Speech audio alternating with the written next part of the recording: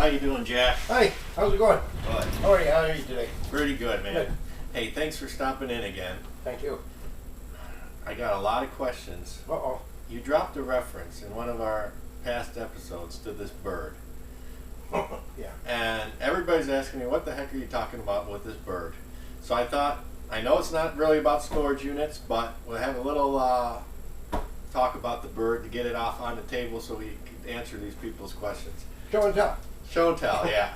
So tell me about, what is this bird story all about? Well, I went to a storage bin auction one morning, and the sale was over with. I was on my way home. And it does kind of tie into storage bins because you have to learn there's much more than just buying a storage bin. You have to meet people, you have to have a place to get rid of it, you have to meet people to buy and sell.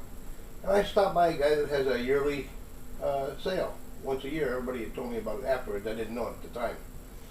And I walked in and I started looking around, and I noticed that there was this Tupperware piece and there was some birds and stuff in it, all kinds of different birds. And then he was taking it out and putting it on the shelf, and so I saw the one. I really liked it. It reminded me of something that I'd been told about many, many years ago. So I picked it up and I looked at it, and it had a name on it, Martin Brothers. They went into business in the 1860s. There were 4 brothers. And I picked it up and I asked him how much it was, and I believe, there's a little discrepancy in my mind. He said it's $1, but I'll let you have it for 50 cents because it's got a chip on it.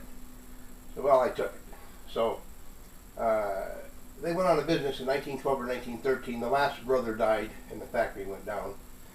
So I went back to my truck. I had that little truck with me, and I reached in and I have a coffee thing. My mother, I went to get her something from the store, and she had asked me to buy her something with the change she had come while I was out picking.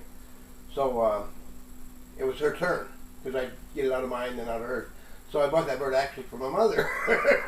So it was actually a model of a bigger tobacco urn type container that they made. They were really grotesque, ugly birds, and this one was ugly. This particular piece was 3.5 tall. It was a model that they actually done with their hands, one of the brothers. And of course the dates were on the bottom, Martin Brothers, 1912 or 13, whatever it was. So I researched it, I took it home and gave it to my mother, and my mother said, what am I going to do with a bird? She wasn't too happy with that, huh? She didn't impress her too much. So that's when I brought it down to you, and you didn't think it'd make it. I honestly didn't, Jack. And then I said, well, research a little bit, and I told you I found out that it was pretty good stuff, and I wasn't sure either at the time how good. So we decided to wait a little bit. I come back down, and then people told you the same thing that they had told me, that it was probably worth a couple $1,000 or $1,200. So I dug a little deeper, and I found out, remember I said I think it's worth $6,000 to $9,000, somewhere in that area. So finally, you put it on, and it sold for $6,000 at the last minute. Remember that? We were all sitting around watching. I remember. And there was a woman from the UK, right? Yeah. And made 2 people happy. That woman and my mother.